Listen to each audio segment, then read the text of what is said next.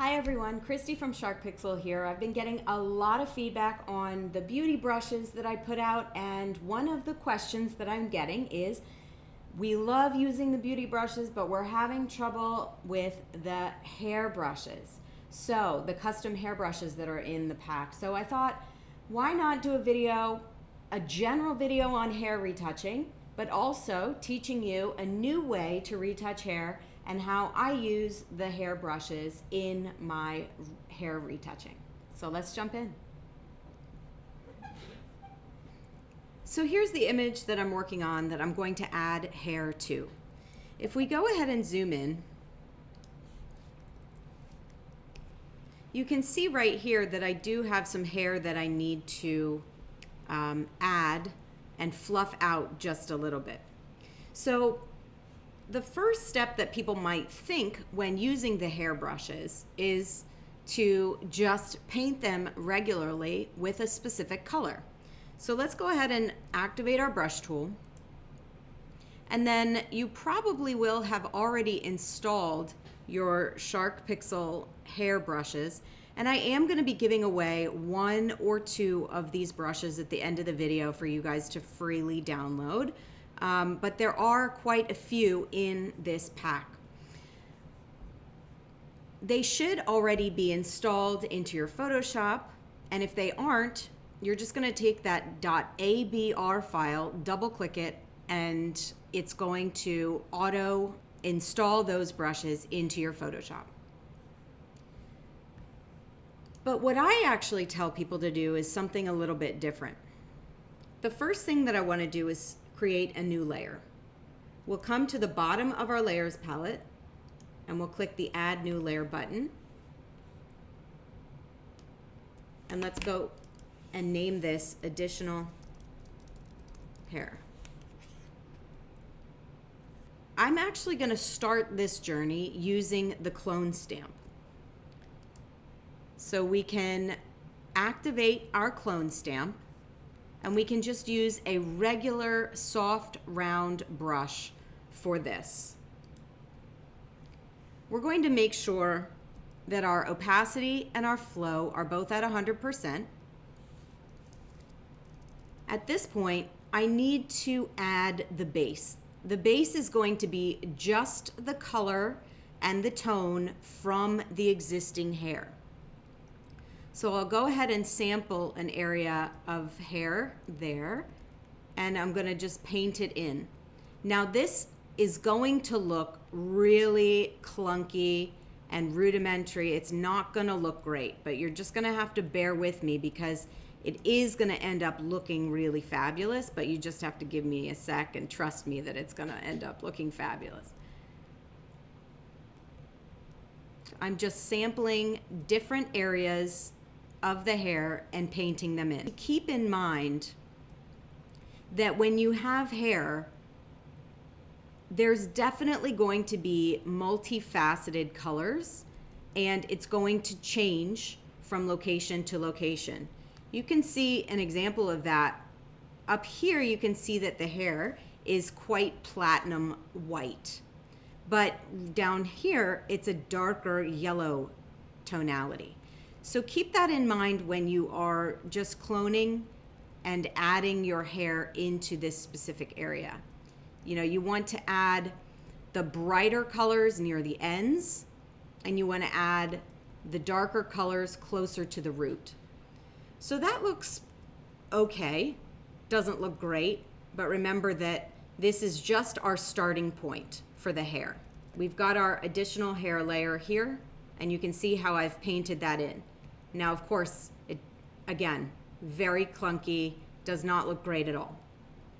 Now, here's when I start to incorporate the custom brushes.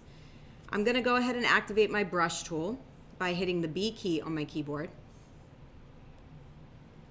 And then I'm going to activate one of the custom hair brushes. All right, so we'll start with hairbrush 5 left, and I'll make sure that this brush is included. I'm going to add a black mask to my additional hair layer by holding down Option or Alt and clicking the Add Layer Mask button at the bottom of my layers palette. And that's going to hide everything that's on our additional hair layer behind a black mask. Now, if I hover my brush over the image, you can see how gigantic this custom hairbrush is. And so I'm just using my bracket keys to make it much, much smaller and fit within the image that we're working on.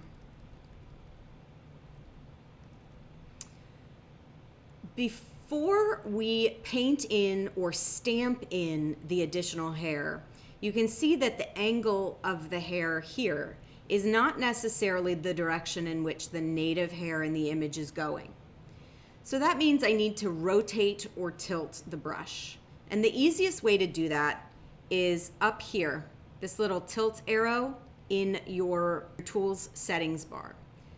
So I'm going to select the value within this box. Then I'm going to hover my brush over an area where I can preview it. I'm going to hold down Shift and I'm going to use the up and down arrows to rotate the direction of the hairbrush. You can see now that we are at a value of -50 degrees. So that's the amount of rotation that this brush has. And that looks to be accurate in terms of the direction that the hair would be flowing, because at the end of the day, this is an underwater image. So I'm just going to click once, and that's going to create some flowing hair to my image. Now you can see, I just want to show you an example here. I'm going to add a new layer and show you what it would look like if I just used a specific color to paint that in.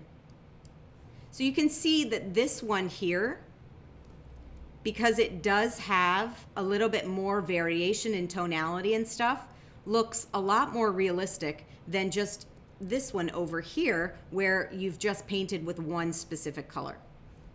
So that's really where the benefit lies when you are using these custom brushes on the mask of the layer instead of using it with one color, very rudimentary. This is definitely a more advanced way of using this. The next thing I want to do is change the size of the brush just a little bit, and I'd also like to change the rotation for our next stamp. All right, so that looks good. So you can see now that we have a rotation of -10 degrees on our brush, and I'm just going to come in here and stamp it again once. Whoops, what am I doing here? I'm on the layer. So let's activate the additional hair mask and bring our brush back. And then we've just painted it in again. Now I'm going to start to add a little bit of variation by adding a different brush. So left hair brush 5 is what we already used. We could use hair brush 2 left. Let's go ahead and use that one. These are really, really beneficial. These brushes are really, really beneficial when you're doing a composite and you need to easily and seamlessly just in a split second create a natural and realistic hairline. So that's why I created them this way, because nobody wants to be painting in those hairs one at a time, right? So I'm just going to go ahead and rotate my brush again. Now I'm going to just make it a little bit smaller using the bracket keys. And let's see, 1, 2, that looks good. And let's just add one more variation of the brush. Let's add hairbrush 3 left. And again, making it a little bit smaller because that's way too big.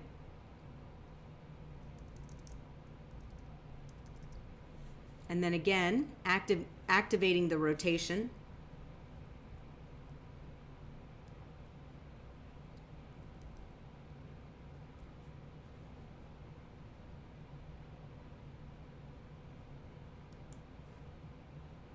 Yeah, I don't like that.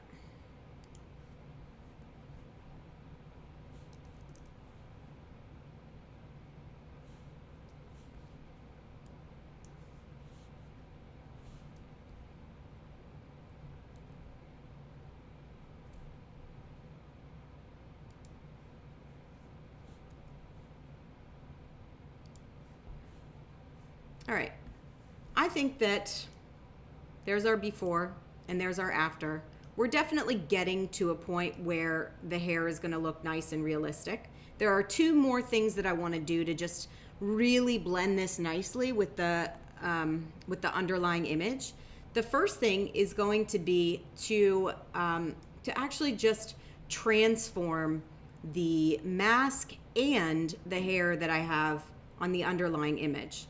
So my first step is to select the additional hair layer icon down here in the layers palette.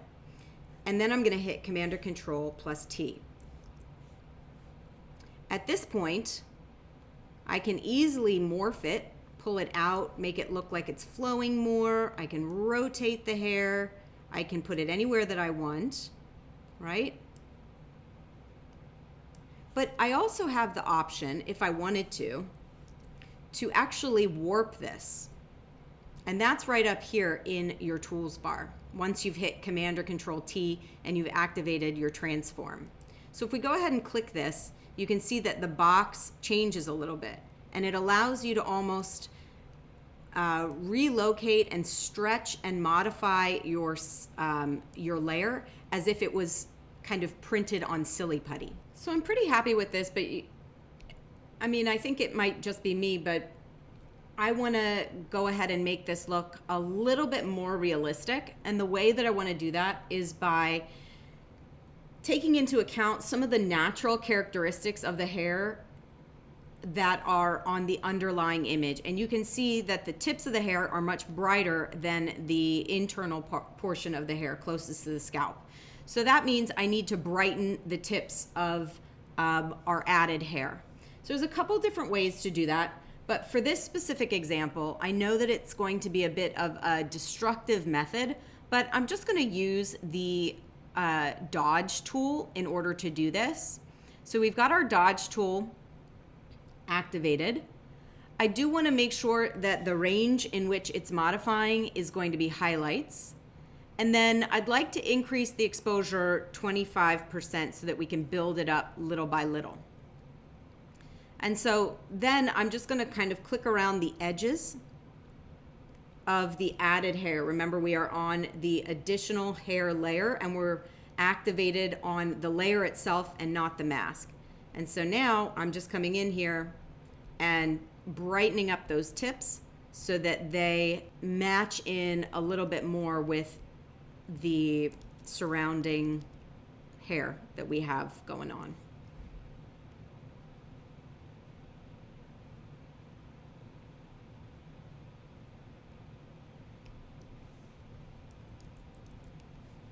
All right, so that's looking nice and realistic. And so we were able to add quite a bit of natural curls, if you will. Now you could, if you wanted to really make it look nice, go over the entire edge of the hair. But I think that in terms of just a quick add of hair and just adding some volume, that this works really well. I have a couple other hair brushes that I want to just point out. And what I'll do is I'll give you 3 of these brushes. So the Hairbrush 10 Strand Creation Brush, this is going to be a bit of a different brush than some of the stamp type brushes that you see above. So what we'll do is we'll create another layer. And this time we are going to use the brush itself to add in the strands of hair, but there are some settings that are extremely important. So because I've created this brush, I know that the brush is actually going to incorporate in the colors that you have in your forward swatch and your background color swatch boxes. So that means we need to make sure that these colors are representative of the colors that are in the hair. So I'm going to click on my forward color picker and I'm going to click a bright blonde. And then I'm going to click on my background color picker and I'm going to click a dark blonde tonality. At this point, I'm going to make the brush extremely small. You can see that I have it at 10 pixels. And I'm going to start painting in some freehand hairs. And don't be afraid to modify the colors that you're painting with, okay? It's important when you're using this specific brush to make sure that you're constantly changing the colors that you're painting with.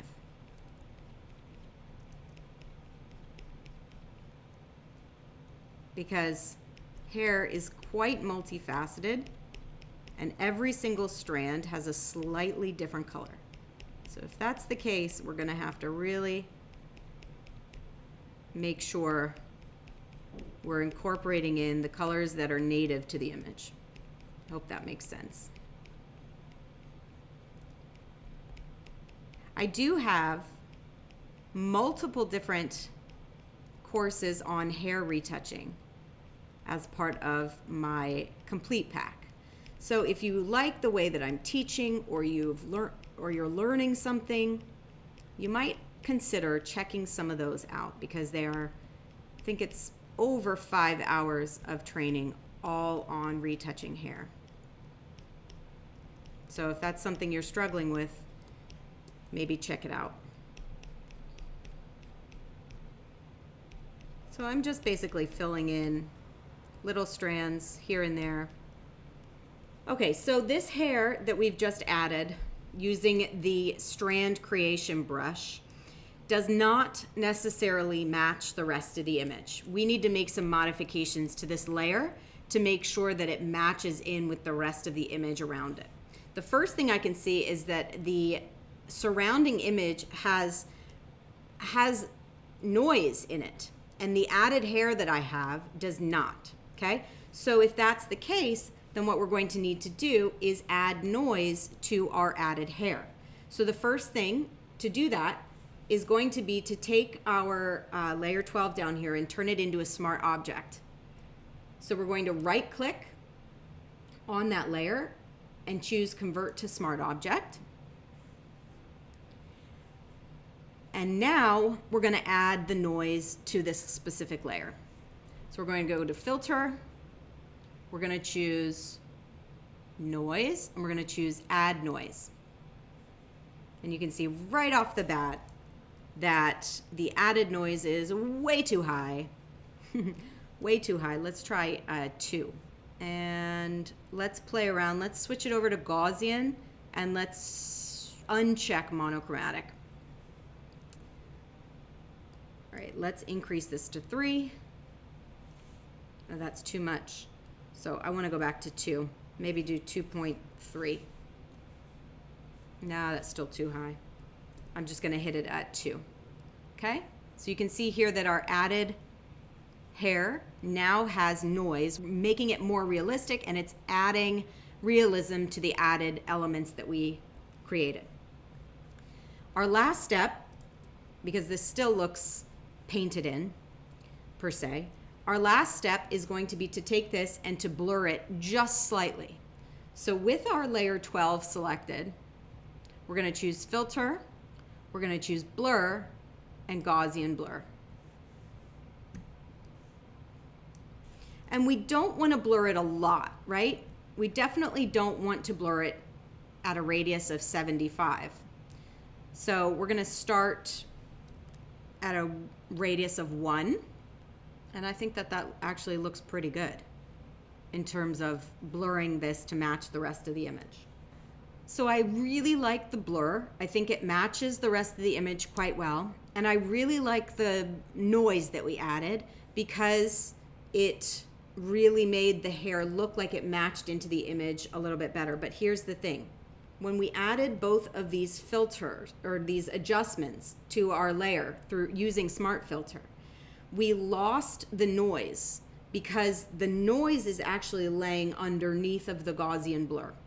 So what we can do is we can take these two smart filters, click and drag them around, and we can drag the Gaussian blur underneath the add noise. And you can see here that it has brought back our noise significantly, which is what I was hoping to get. right? It's a little bit blurry because it is moving. The hair was moving, but then also it's a little bit noisy because you do have to use kind of a higher ISO whenever you're shooting underwater. And so there is our added hair. Now, if you wanted to use it, this is our strand creation. Okay, if you wanted to, you could go ahead and duplicate this layer, Command or Control J, to add more. And then you could change the color of it, of the added hair, and change the lightness of the added hair, and then Command or Control T, like we did before. Let's just rotate it a little bit and make it look a little bit different, and maybe even warp the duplication of the added hair. And you can start to see that the applications of adding hair are really endless. Okay, so here is our after, and then there is the before. So I'm not necessarily sold on the added strand creation that we did, but I definitely like the hair that we added using the custom brushes. Okay. All right. So everyone, that is it for my little spiel. Well, not so little spiel. I swear I am incapable of not being long-winded, and I appreciate you sticking with me to the end. Hey, if you have things to do, if you can only spend a certain amount of time learning Photoshop, just play me at 1.25 or 1.5 speeds. That's gonna get rid of a lot of problems for everybody. I wanted to just ask everyone to subscribe to the channel if you want to be notified of when new mini courses like this come out. I can definitely tell that most everybody has learned something in this course. Even if you don't own the hairbrushes, it's a good little mini course to learn how to retouch hair. And I am just thankful that all of you have stuck with me for this entire course, and I will see you next time.